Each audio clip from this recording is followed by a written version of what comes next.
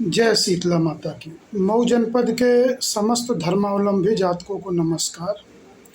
आइए, कल भाद्रपद महीने की शुक्ल पक्ष यानी अजोरिया तिथि आरंभ हो रही है। दिन रविवार 24 अगस्त सन 2025 को।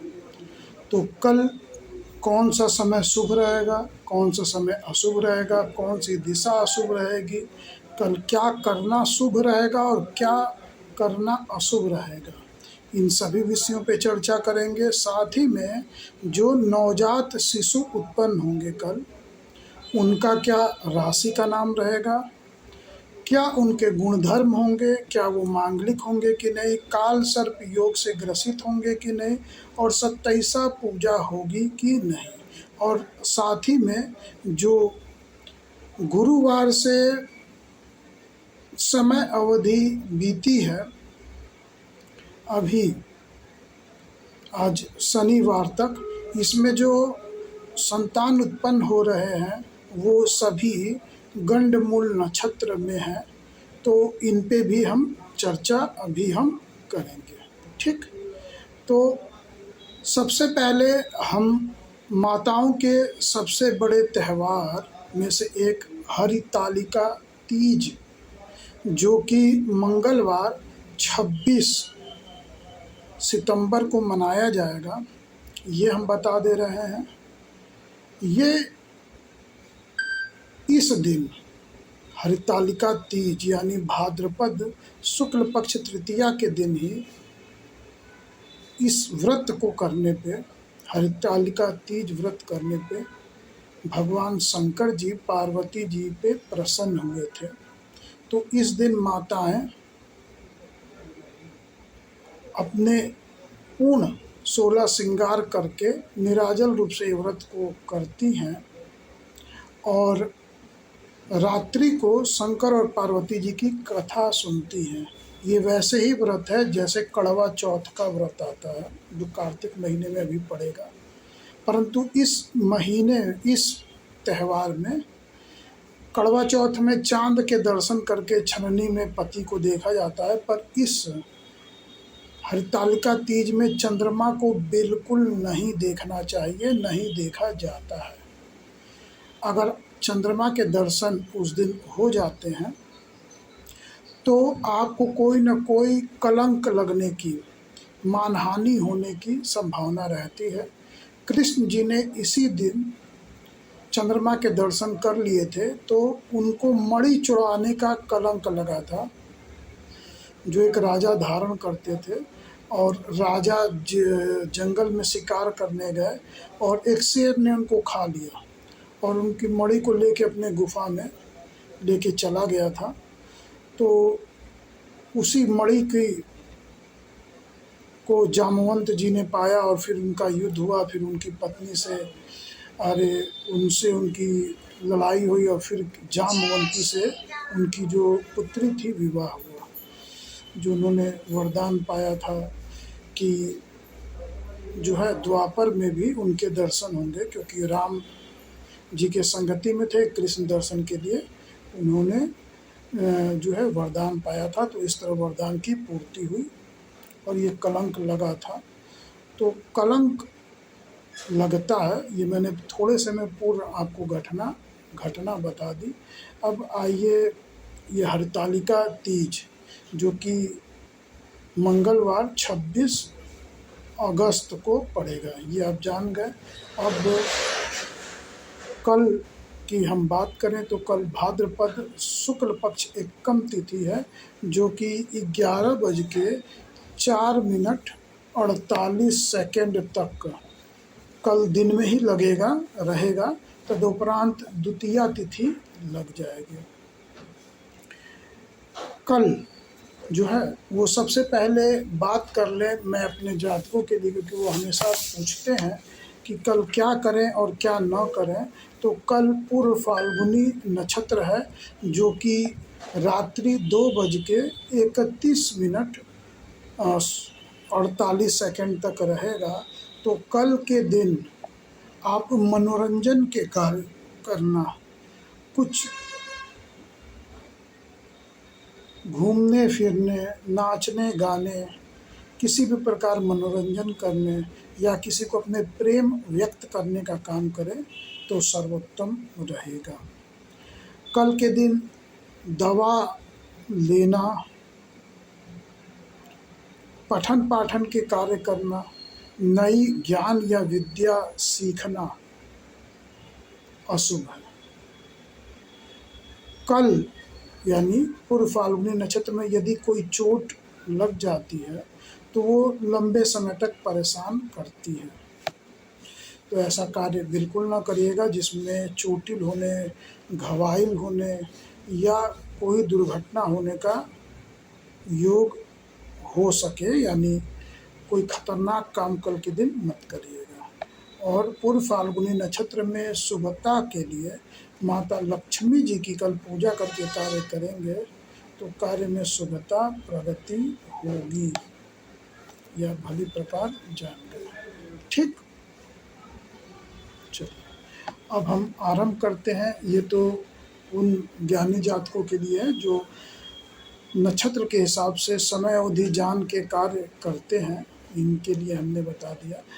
अब एक और बात, मैं आज की वार्ता आरंभ करूं उससे पहले मैं थोड़ा गंडमूल नक्षत्र को समाप्त कर लूं, क्योंकि मैं कई दिन से वीडियो नहीं बना पाया हूं।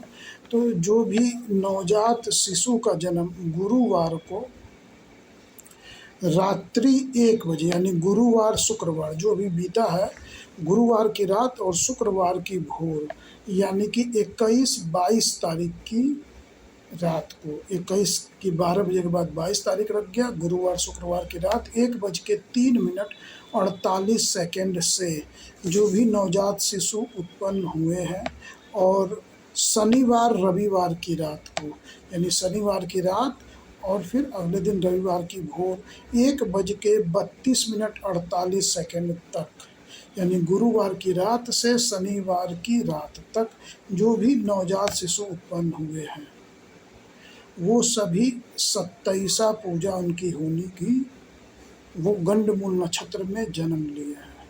और इनकी जो पूजा होगी ये 18 सितंबर और 19 सितंबर को होगी। ठीक, ये देख लीजिएगा। जो इसमें श्लेषा नक्षत्र शुरू हो रहा है वो 18 सितंबर को प्रातः आरंभ हो रहा है, पर दोपहर 12 बजे का मिल रहा है। ठीक ना, 19 सितंबर को भी आपके पंडित जी करा सकते हैं, परंतु दोपहर को श्लेषा नक्षत्र नहीं मिल रहा है, 12 बजे ही ये पूजा होती है। तो उदया आपका श्लेषा नक्षत्र नहीं रहेगा, परंतु 8 बजे के करीब वो मिल रहा है। पंचांग पीछे जाना पड़ेगा, तो वो मैं लगभग मैं आपको बता दे रहा हूँ। तो 18 तारीख को जिनका जो बाबू का, बच्चों का जन्म गुरुवार की रात और शुक्रवार को खास तौर से हुआ है श्लेषा नक्षत्र में, वो 18 सितंबर को गंडमूल शांति की पूजा कराएंगे। और जिनके नवजात शिशु का जन्म जो है वह शनिवार को हुआ है, यानी शुक्रवार की रात, यानी शनिवार की भोर से हुआ है, रविवार की रात में 1:32:48, जैसे अभी जो भोर होगी शनिवार की रात होगी और जो कल भोर होगी उसमें जब तक होगा ये, तो उनका जो गंडमूल शांति की पूजा होगी वो 19 सितंबर दिन शुक्रवार को होगी।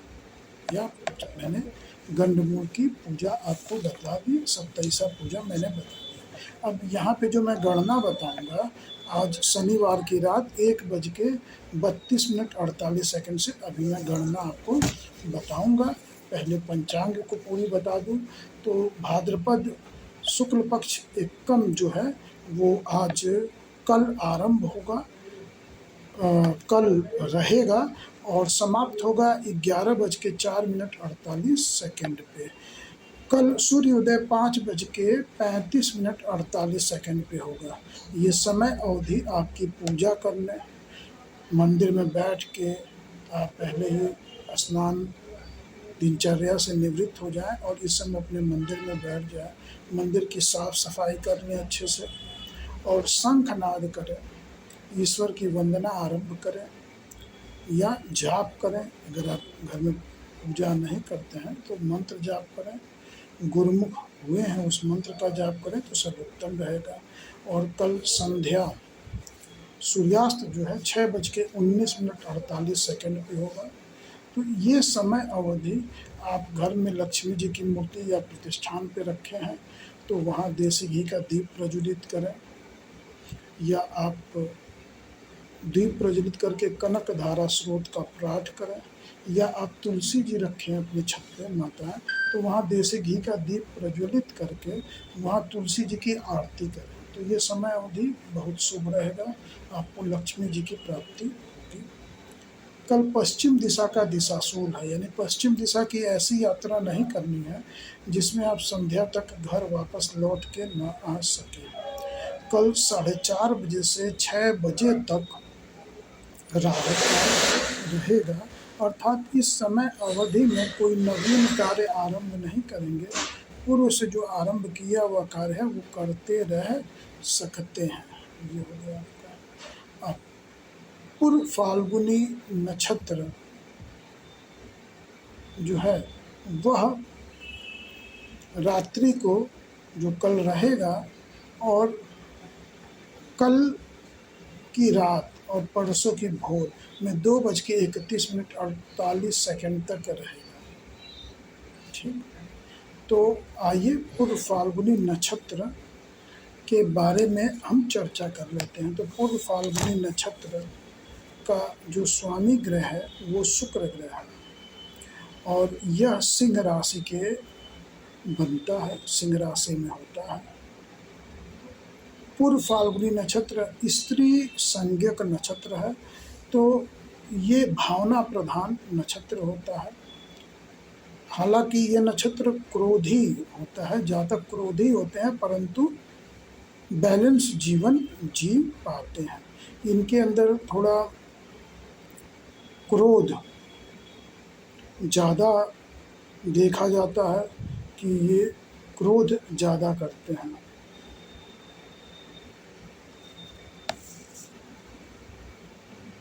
स्त्री संज्ञक नक्षत्र होने के कारण भावना प्रधान ज़्यादा होते हैं। अगर इस नक्षत्र में स्त्रियों का जन्म होगा तो वो अपने भावुक पने से, अपने भावना से पूरे घर को बांध के लेके चलती हैं।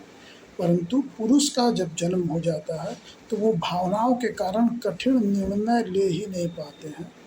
वो घर में लोगों से, बाहर मित्रगणों से, अपने संबंधियों से राय मशवरा करके ही कठिन फैसले कर पाते हैं। स्वयं पे डिपेंड होके या फिर एकल रूप से, गुप्त रूप से वो कठिन चुनौती युक्त निर्णय लेने में बचना चाहते हैं, उनकी क्षमताओं में कमी होती है। तो ये इस नक्षत्र का एक दोष है, आपको इसलिए बता दिया जाता है कि आप इसको गुण में बदल लें। अब पूर्व फाल्गुनी नक्षत्र में 2 तारे होते हैं जो पलंग का रूप बनाते हैं। पहले पूर्व यानी पहला आग्रा भाग, फाल्गुनी यानी फाल्गुनी गुलाबी लाल रंग का तारा होता है। तो ये पूर्व फाल्गुनी का अर्थ हो गया। ये प्लानिंग बनाने का नक्षत्र है। जैसे आप चारपाई पे बैठ कर के ही विचारते हैं, जैसे कुर्सी का ज़माना आज आया है, पहले लोग चारपाई पे ही बैठते थे। जब कोई काम से निवृत्त होके थोड़ा सा सुस्ताना होता था तो लोगों की एक पर्टिकुलर अपनी चारपाई होती थी, बिछाए बैठे विचारे। तो ये विचार करके फिर नई ऊर्जा से काम करने का नक्षत्र है। ये जो नक्षत्र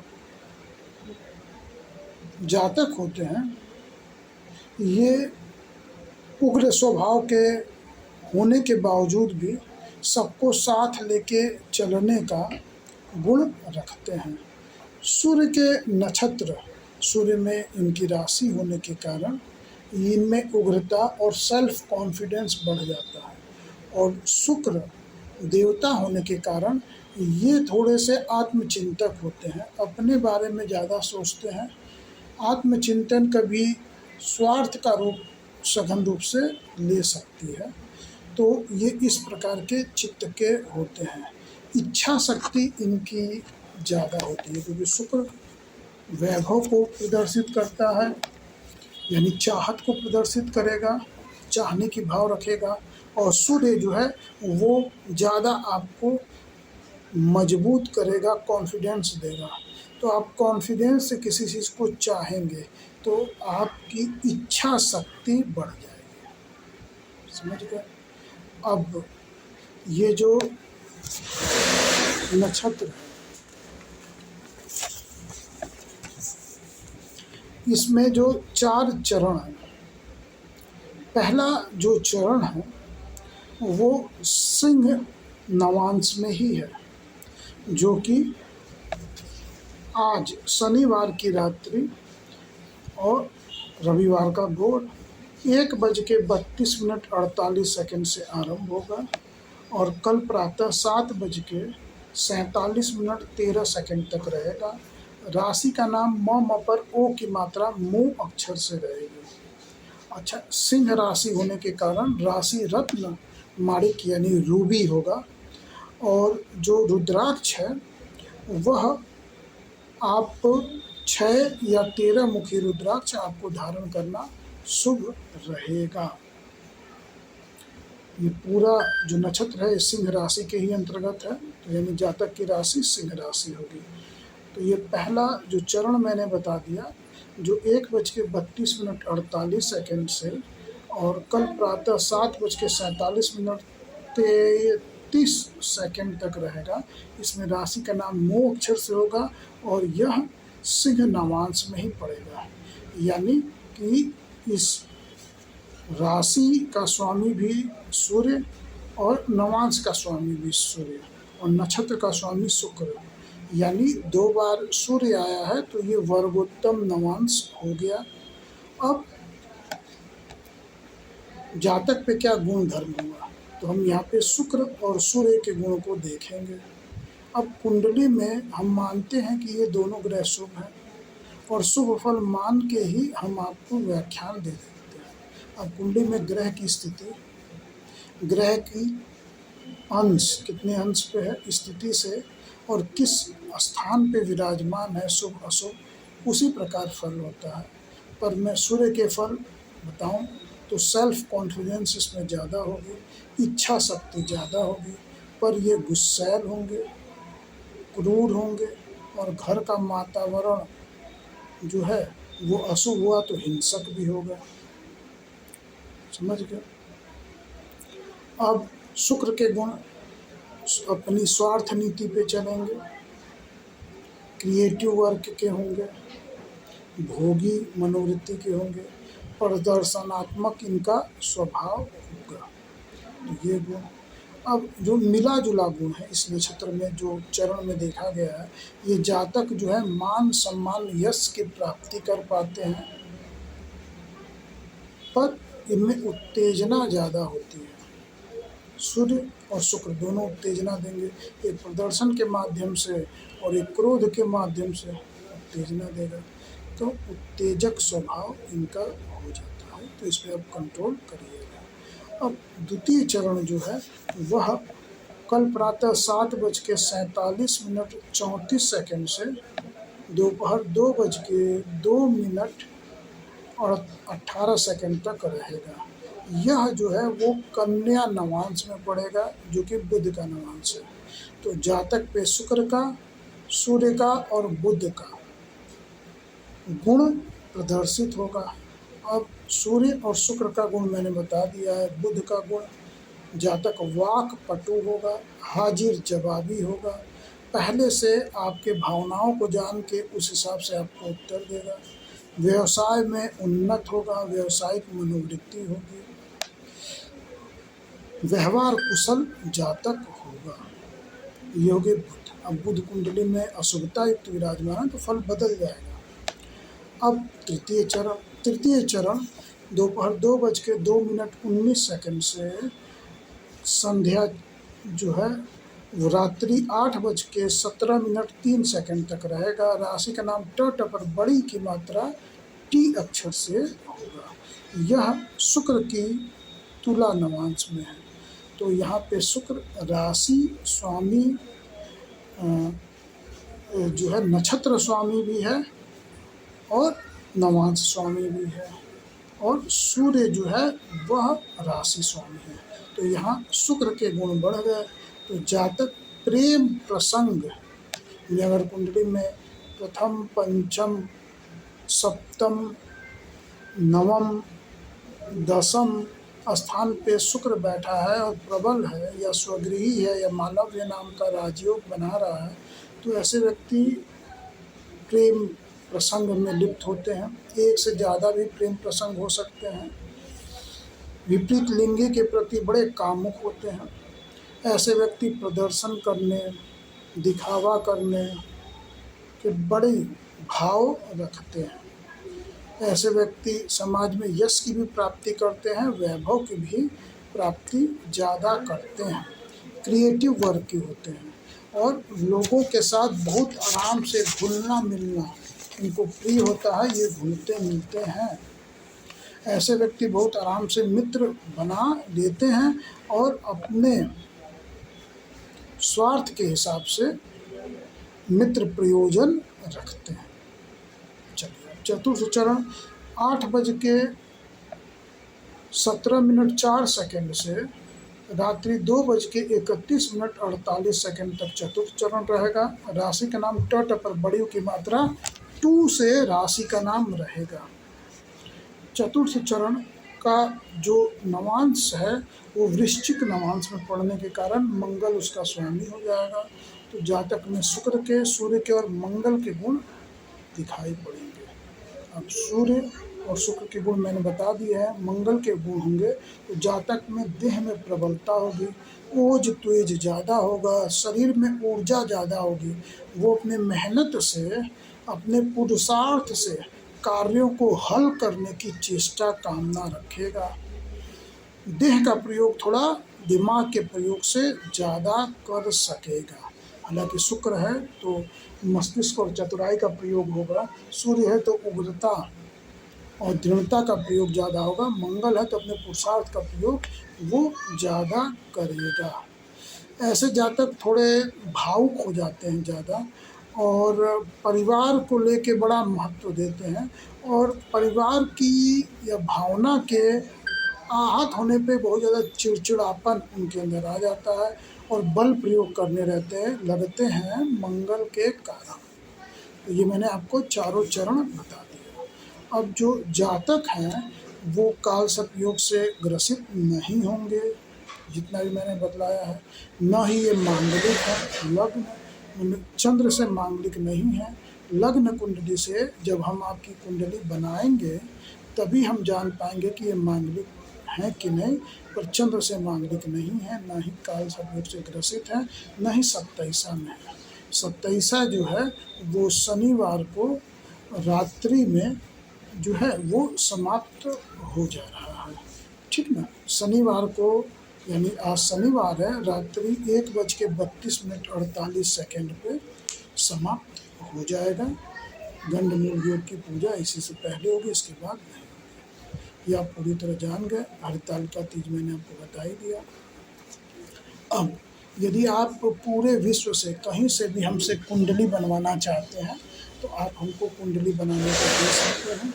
हिंदी और अंग्रेजी भाषाओं में हमारे यहाँ कुंडली बनती है, हाथ से बनती है, कंप्यूटर से नहीं बनती है। पूरी गणना हम स्वयं करते हैं, जिसको आप कहीं भी क्रॉस एग्जामिन करवा सकते हैं। अपने घर के पंडित जी से लेके किसी विश्वविद्यालय में भी जाके उसकी गणना को आप चेक करवा सकते हैं। प्रमाणित कुंडली बनती है। व्याख्यान हम लिख के देते हैं, आपको अच्छे से आधा घंटा व्याख्यान समझाते हैं। छोटी कुंडली में त्रिवर्गीय सप्तवर्गीय कुंडली बनती है। त्रिवर्गीय कुंडली में करीब 1 घंटा व्याख्यान समझाते हैं और सप्तवर्गीय कुंडली में 2 घंटा से ज़्यादा ही आपको एक एक लाइन पूरी कुंडली की पढ़ के समझाते हैं, जो व्याख्यान का हिस्सा है। तो आप पूरे विश्व से हमसे कुंडली बनने को दे सकते हैं। प्रमाणित कुंडली बनाई जाती है। दूसरा, यदि आपकी कुंडली बनी हुई है, आपको केवल व्याख्यान चाहिए, तो आप एक न्यूनतम शुल्क देके हमसे व्याख्यान आराम से सुन सकते हैं। आके भी ले सकते हैं व्याख्यान, या ऑनलाइन भी वीडियो कॉल द्वारा व्याख्यान प्राप्त कर सकते हैं। और यदि आपके घर में पुत्र या पुत्री हैं जिनका विवाह करना है, तो आप पूरे विश्व से कहीं से भी हमको आप रजिस्ट्रेशन करवा लें। और यदि आपके यहाँ रिश्ते आ रहे हैं, तो आपको बिना समय गंवाए आप हमसे संपर्क करके मिलार्पण कर सकते हैं। हम नाम से भी मिलार्पण कर देते हैं और कुंडली से भी मिलार्पण कर देते हैं। यानी पुकार के नाम की भी गणना आपको बता देते हैं, राशि के नाम से भी गणना, और कुंडली के भी मिलान से गणना हम आपको न्यूनतम शुल्क पे बता देते हैं। दूसरा, यदि आप जा रहे हैं रिश्तेदारी में, तो आपको, आपकी बिटिया हैं तो रिश्ते के लिए आप जाते हैं, तो आपको जाएंगे, फिर नाम लेके आएंगे, फिर पंडित जी को दिखाएंगे, मिल जाएगा तो फिर जाएंगे, इतना आपको टर्म करना पड़ता है और धन और समय दोनों अपव्यय होते हैं। तो आप हमारे यहाँ रजिस्ट्रेशन करवा के जाइए।